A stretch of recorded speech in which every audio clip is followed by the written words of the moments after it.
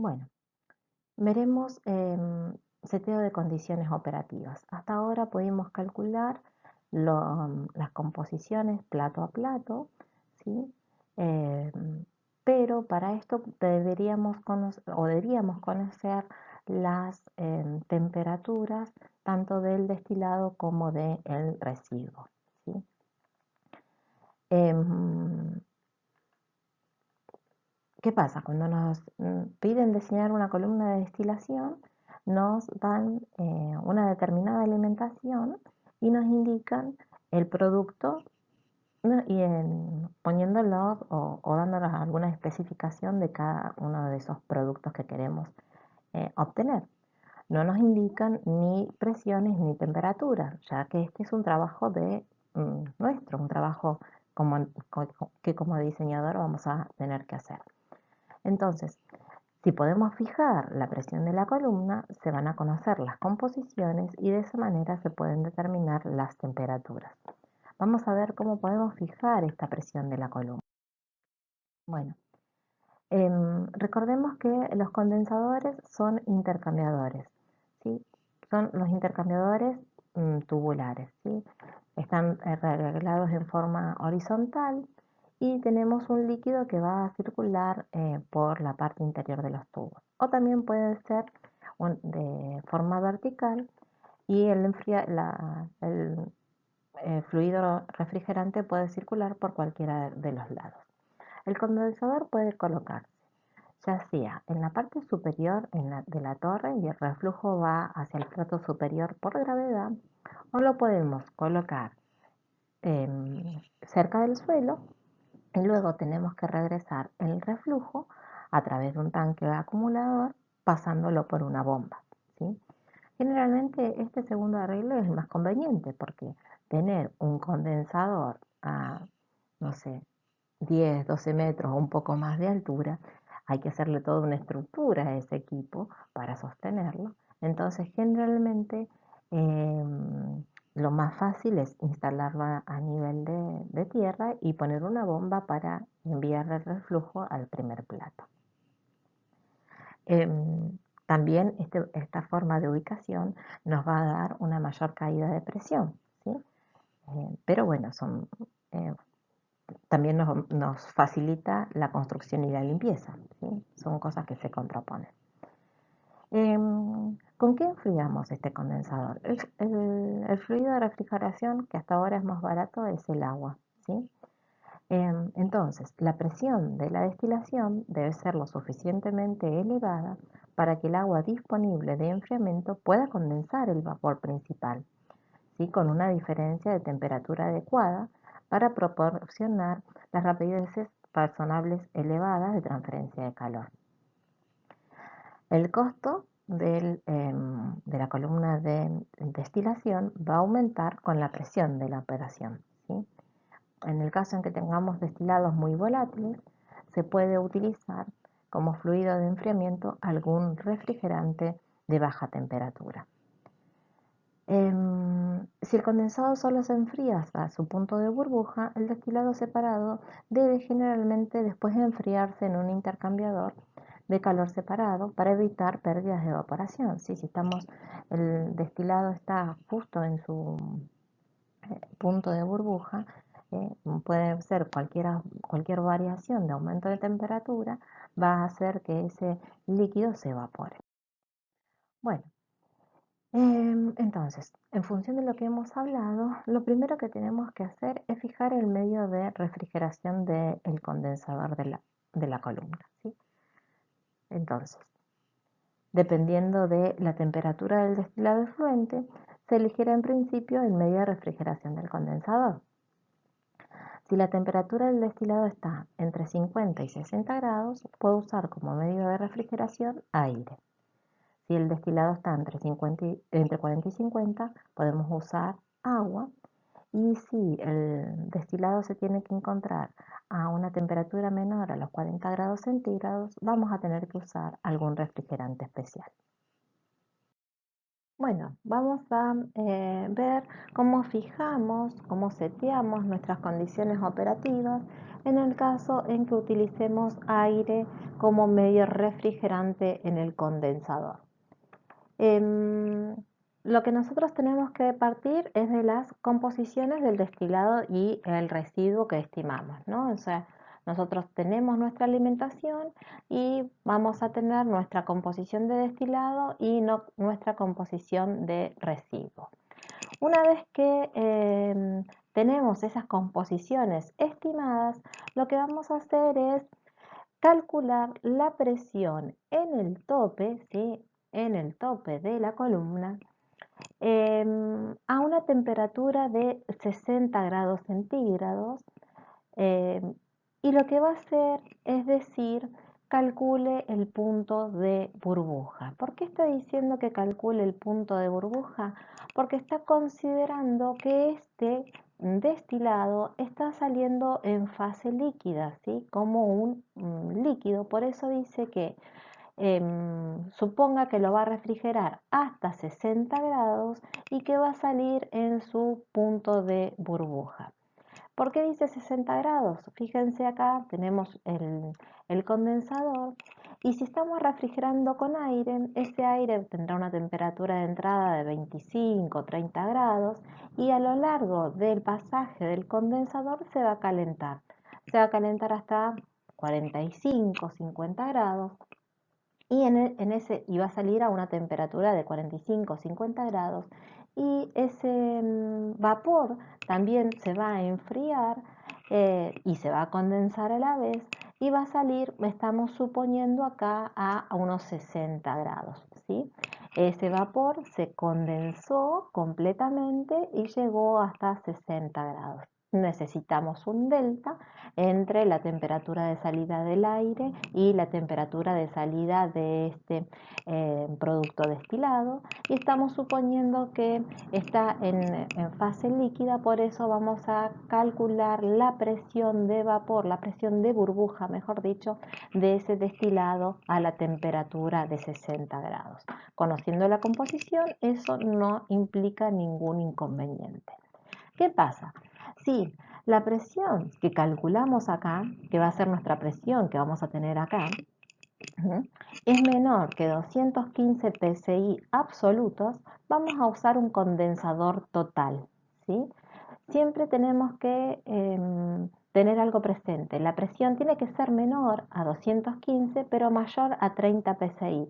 ¿Por qué 30 psi? Porque si la presión es menos que eso, es muy bajita la presión y luego vamos a tener problemas operativos. Así que siempre tenemos que fijar una presión y una temperatura que hagan que la presión sea no tan baja, diríamos, ¿no? Y que sea lo suficientemente alta, pero siempre menor a 215 psi absolutos para poder usar un condensador total. Bueno, entonces calculamos la presión de burbuja a 60 grados, nos dio menor a 215 y con esto vamos a poder estimar la presión de fondo. Nosotros acá tenemos una presión de tope, una presión de destilado que acabamos de calcular. Este líquido, ¿por dónde vino? Vino por acá, porque acá se condensó en vapor, vino por la torre, ¿sí? Y llegó y venía desde el fondo.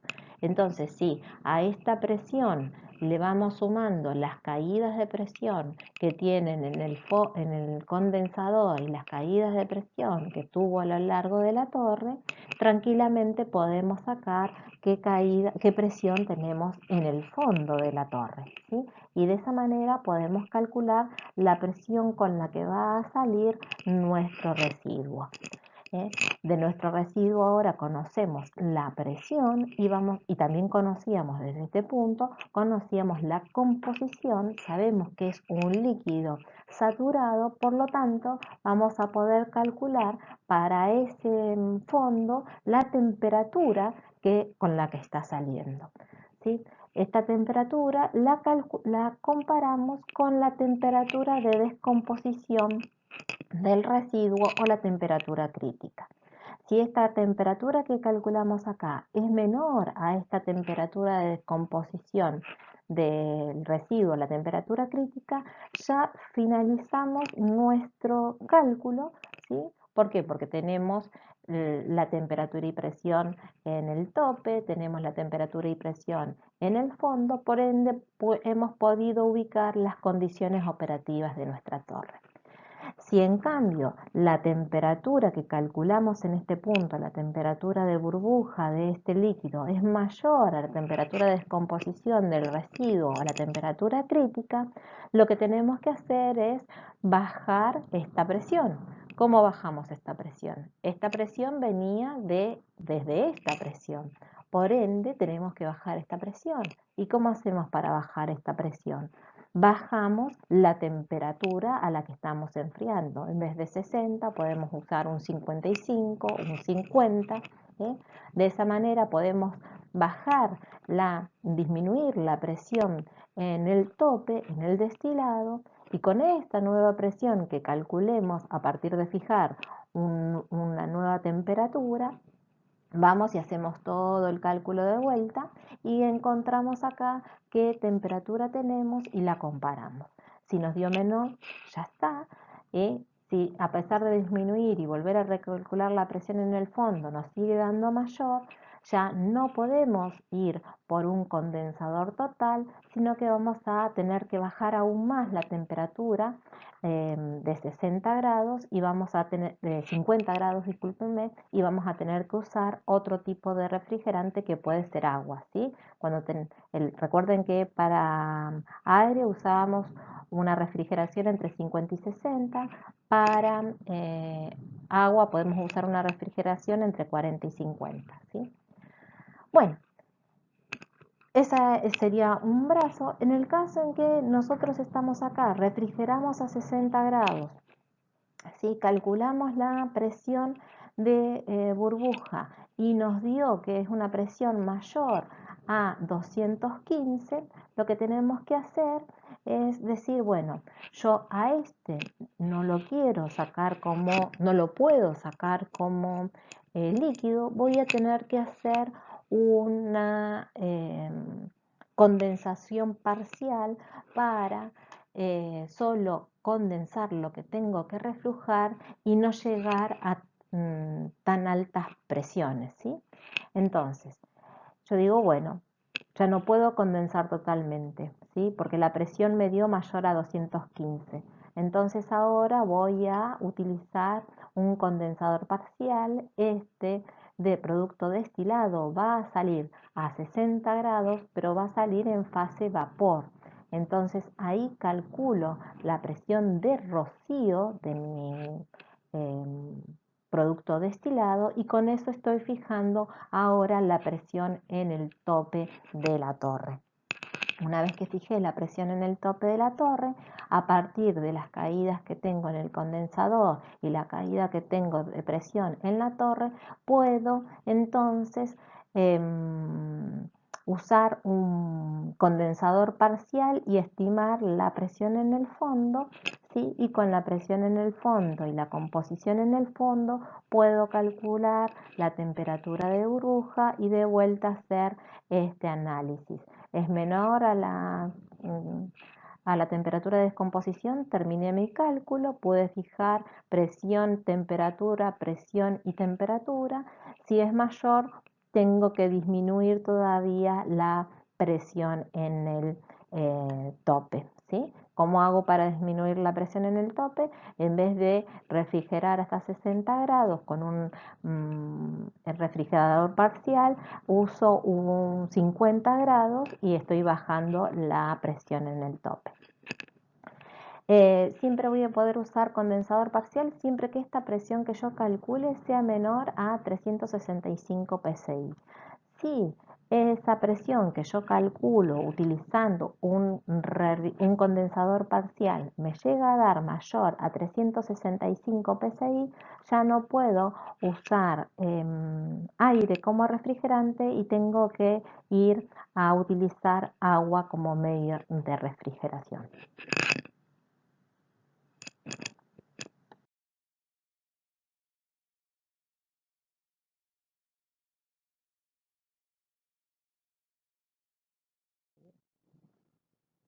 Es el mismo planteo, nada más que ahora uso agua como refrigerante.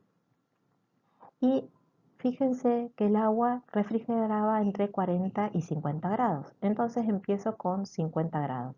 Calculando el punto de burbuja, supongo que es un condensador total de 50 grados. Y el árbol que sigo es el mismo que seguí anteriormente, ¿sí? Si la presión da mayor a 215, ahora no uso un condensador total, sino un condensador parcial, refrigerando con 40 grados, con 50 grados. Si no me da con 50, puedo usar 40, ¿sí? Pero aún así, si la presión es mayor a 365, voy a obtener que utilizar un condensador parcial que utilice un refrigerante, ¿sí? Y generalmente el valor que se utiliza para cuando trabajamos con refrigerantes es 415 PSI, ¿sí? El refrigerante es la última opción porque es medio caro. eh, Generalmente, bueno, ahora los refrigerantes se han modernizado, pero antiguamente eran caros y tóxicos, ¿sí? Pero con esto de ser eco-friendly, los refrigerantes eco-friendly son caros, ¿sí? Son sumamente caros. Entonces, generalmente esta es nuestra última opción, utilizar un refrigerante. Algo que siempre se nos pregunta es cómo calculo la temperatura crítica, porque esto es una mezcla, ¿sí? Para la mayoría de los casos vamos a poder utilizar la temperatura crítica como una media, ¿sí? De cada uno de los compuestos y podemos ser más conservador y fijar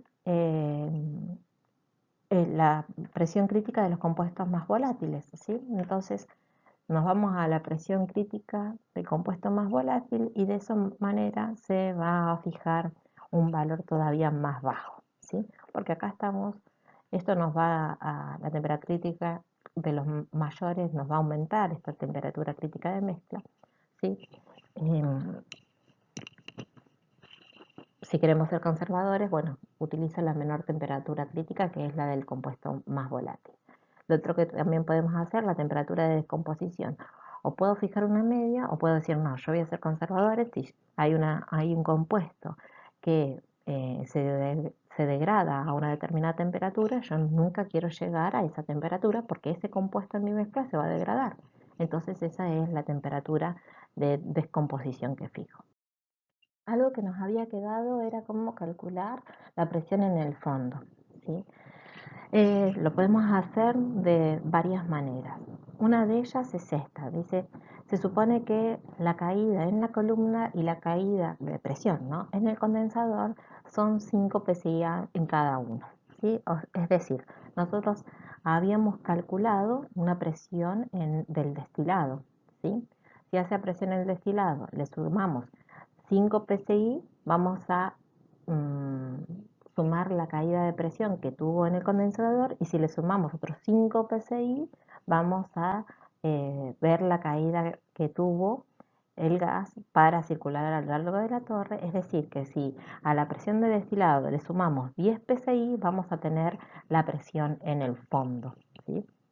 De esa manera podemos hacer un cálculo rápido. De todas maneras podemos ser un poco más finos, ¿sí? Eh, o más refinados. Si nosotros tenemos el número de platos, sabemos que una caída de presión de 0,1 PSI por plato es una caída de presión aceptable cuando trabajamos para un plato que está a una presión atmosférica o mayor de la atmosférica. Si tenemos una columna al vacío, la caída de presión en cada plato va a ser 0,05 PSI. Y para un condensador también le sigue recomendando 5 a 2 PSI. Entonces, fíjense chicos que si nosotros tenemos la cantidad de platos, ¿sí? No sé, tenemos 20 platos, ¿sí? Y sabemos y diseñamos nuestros platos correctamente, que ya sabemos diseñarlos como son correctamente, nuestro plato va a tener una caída de presión, cada uno de los platos va a tener una caída de presión de 0,1, ¿sí? Entonces, tenemos 20 platos, la caída en la columna va a ser de 2 PSI.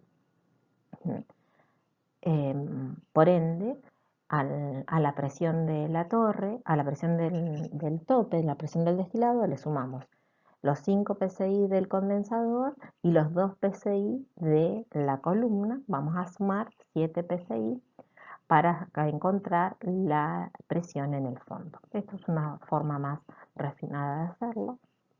Y muchas veces nosotros necesitamos saber a qué presión va a ingresar la alimentación, ¿sí? Y necesitamos para eso calcular qué presión está a la altura la alimentación en donde ingresa. Generalmente se supone que la alimentación ingresa en un término medio de la torre de destilación, por ende la presión de la alimentación va a estar a la presión del tope, ¿sí? A la presión sub D, más 7,5 psi. ¿Por qué? Porque está diciendo que está a los 5 psi que perdió en el condensador más 2,5 que es la mitad de la columna. Esto nos va a permitir, haciendo un flash adiabático, ¿sí? Nos va a permitir saber la condición fásica de la alimentación. Nosotros vamos a tener la composición y vamos a obtener la presión a la que va a ingresar, entonces vamos a obtener a qué presión, a qué condición fásica va a estar esa alimentación. Bueno, al momento de setear o ubicar o fijar las condiciones operativas, tenemos que pensar ¿qué pasa con el aumento o la disminución de la presión de operación? ¿Sí? Vamos a ver si aumentamos la presión de operación, la presión de la columna, cuáles son los aspectos desfavorables que vamos a tener. Primero, si aumentamos la presión, la volatilidad relativa disminuye.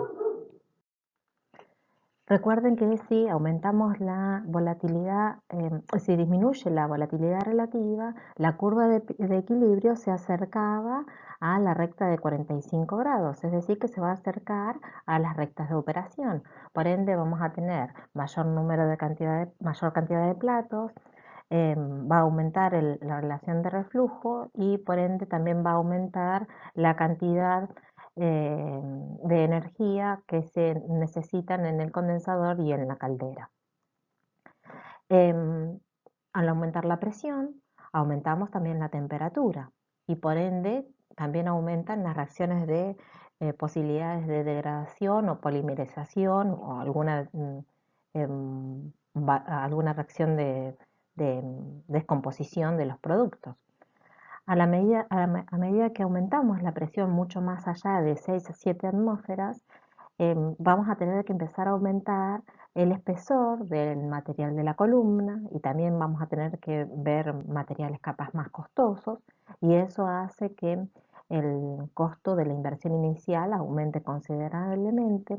Esto es algo que no tiene importancia para para presiones menores a 6 atmósferas. A medida que aumenta la temperatura, si aumenta la presión, va a aumentar la temperatura. Por ende, va a tener que aumentar la temperatura en el rehervidor. Y por ahí lo que nos va a hacer es utilizar un medio de calentamiento todavía más caro o por ahí inexistente, o también para el mismo agente de calefacción vamos a tener que utilizar un rehervidor de una mayor área de intercambio de calor. Y para presiones muy elevadas, las fugas la posibilidad de fuga es mayor y también aumenta el peligro, aparte de fugar, aumenta el peligro de que se fuguen materiales que son tóxicos o inflamables, ¿no? Agregándole una potencialidad de peligrosidad a nuestra operación. ¿Qué pasa si ¿cuáles son los efectos favorables, ¿sí?, de aumentar la presión? Bueno, al aumentar la presión aumenta el punto de ebullición del destilado, lo que permite el uso de refrigerantes más baratos, ¿sí? Podemos utilizar temperaturas mayores en el tope y por ende los medios de refrigeración no son tan caros. Si la columna opera por debajo de una atmósfera, un aumento de la presión disminuye el costo. ¿Por qué? Porque cuando trabajamos a menor presión que la atmosférica, nosotros tenemos que crear vacío dentro de nuestra torre. Y eso, y después, una vez que lo creamos, lo tenemos que mantener. Eso se hace a través de equipos auxiliares, ¿sí? Que crean vacío y eso consume obviamente energía y costos de inversión inicial. Por ende, si nosotros podemos aumentar la presión por arriba de una atmósfera, esos equipos los dejamos de utilizar. Al aumentar la presión, también aumenta la densidad de vapor y por lo tanto la capacidad de la columna, ¿sí? El caudal que maneja esa columna.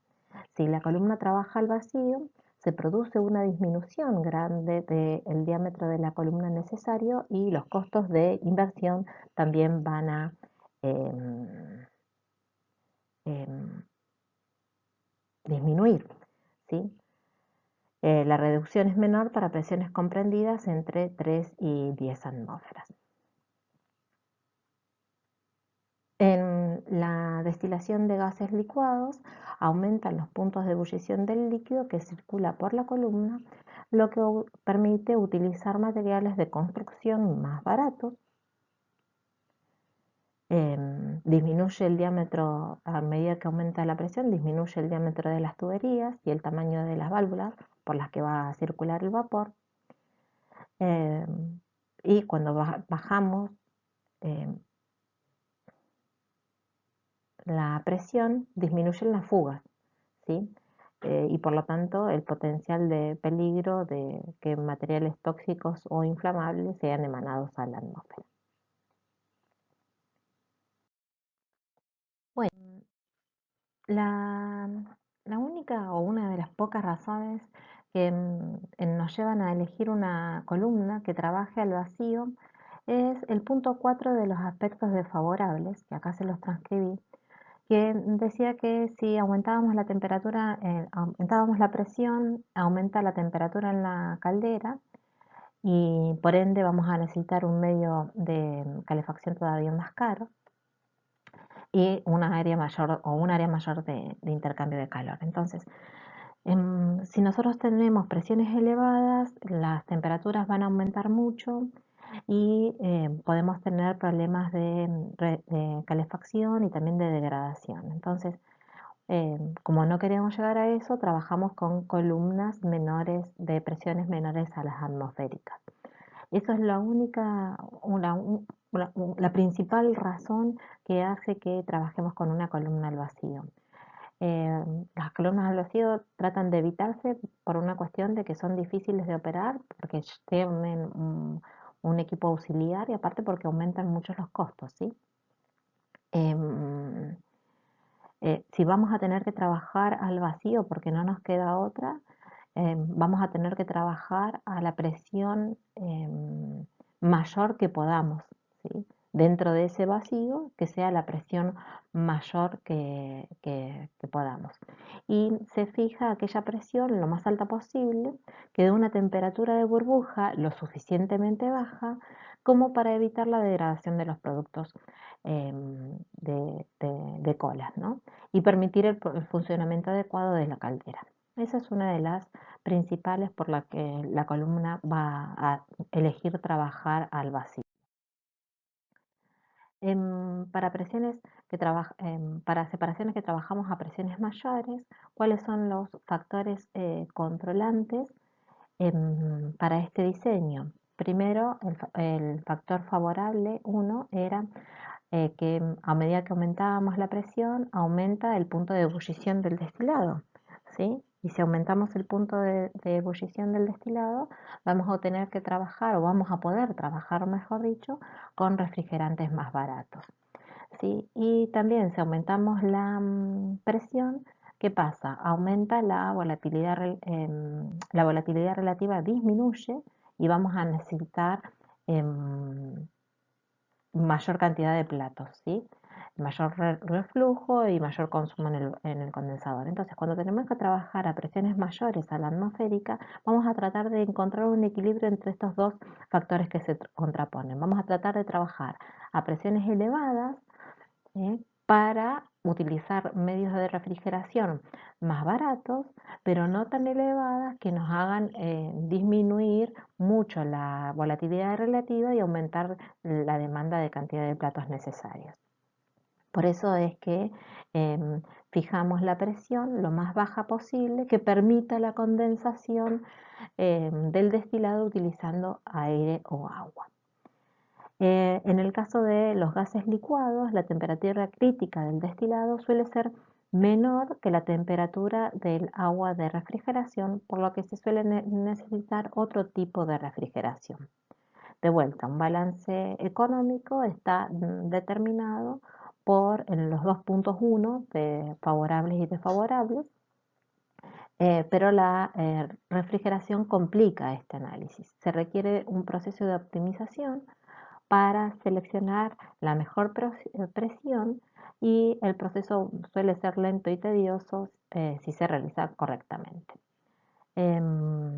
Bueno, esto es dentro de todos los aspectos favorables y desfavorables que debemos conocer, cuáles son los que se sopesan en el momento de diseñar la columna. Bueno, ya hemos hablado bastante de cuando utilizamos destilación al vacío y acá vamos a dar un repaso breve de estas condiciones que se dan cuando trabajamos con este tipo de destilación, cuando trabajamos con destilación que requiere de una presión menor a la atmosférica. Esto pasaba cuando los compuestos hierven a temperaturas elevadas o sufren degradaciones térmicas, ¿sí? Entonces necesitamos bajar las presiones para reducir las temperaturas y eso nos lleva o nos obliga a trabajar a presiones menores a la atmosférica. Siempre que trabajamos con presiones menores a la atmosférica, los costos iniciales y los costos de operación van a ser elevados respecto de una presión, de un trabajo a una presión atmosférica o supraatmosférica. ¿Por qué? Porque a medida que bajamos la presión disminuye la densidad de vapor y esto va a hacer que aumente el diámetro de la torre. Vamos a necesitar una inversión inicial para comprar el equipo que produce vacío dentro de la torre y aparte vamos a necesitar mantenerlo operativo mientras que estemos prestando servicio. Entonces esto aumenta los costos de inversión y de operación respecto de una torre que no trabaja a presión de vacío, ¿sí? La columna tiene que estar diseñada para soportar presión externa. ¿Por qué? Porque afuera está la máxima presión y adentro está la menor presión. Entonces vamos a tener que diseñar una torre con mayor espesor para evitar que esa torre implosione, ¿sí?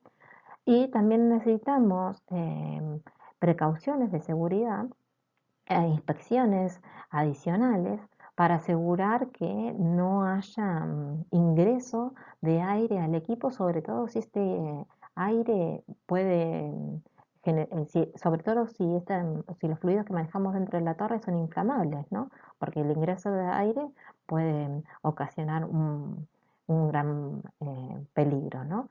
También puede pasar, que ya no sería peligroso, pero sí contraproducente para nuestro sistema, que el aire degrade los compuestos que están dentro de nuestro sistema, ¿no? Ahí sería un problema ya operativo, no de seguridad, pero no deja de ser un problema que no queremos tener. Y otra cosa que pasa cuando trabajamos con destilación al vacío es que la caída de presión por cada plato tiene que disminuir, ¿sí? Eso ya lo habíamos hablado muchas veces y una de las cosas que tiene que pasar es disminuir la altura de vertedero o de rebosadero. Acuérdense que la altura de vertedero era la que nos permitía fijar una determinada altura de pileta sobre el plato y eso mejoraba la transferencia de calor, la transferencia de masa cuando esa pileta era profunda. Entonces, al bajar la altura de rebosadero, lo que vamos a hacer es bajar la eficiencia, la transferencia de masa, por ende vamos a necesitar mayor cantidad de etapas reales. Es por eso que cuando nosotros trabajamos con presiones al vacío, es muy posible que se trabaje con torres rellenas en lugar de torres de platos. A manera de información se les habla de la destilación reactiva. En este caso la destilación tiene simultáneamente la reacción química y la separación de los productos en una única unidad. Em, Tiene las ventajas de que superamos las restricciones de equilibrio químico, ya que el producto se retira a medida que se forma. Se puede ahorrar energía, ya que puede usar el calor de la reacción para la destilación y se reducen los costos de capital, ya que requiere de una sola unidad. El diseño de las columnas de destilación reactiva es complicado por las iteraciones complejas que se tienen que hacer en estos procesos de separación y de reacción. Es muy utilizado para el MTB, que es el éter de metilbutil terciario, muy utilizado en la industria, y también para el acetato de etilo. Obviamente no podíamos dejar de mencionar a la destilación del petróleo, ¿sí? Los productos contienen, fíjense, entre 100 hasta 100.000 compuestos. em, Generalmente son todos isómeros de hidrocarburos en un rango de ebullición de la mezcla.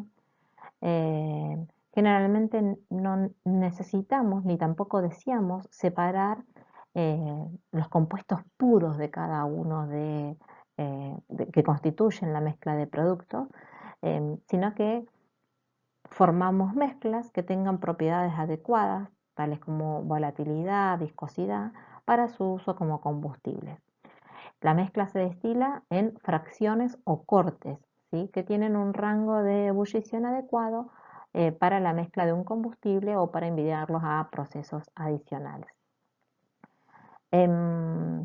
Las especificaciones de las columnas de fraccionamiento no se establecen en términos de compuesto clave, ¿sí? Lo que especifica el diseñador es el punto de corte para las corrientes de productos, ¿sí? Los puntos de corte son puntos en la curva de ebullición de la corriente del producto, normalmente entre un 5 y 95% del material total destilado.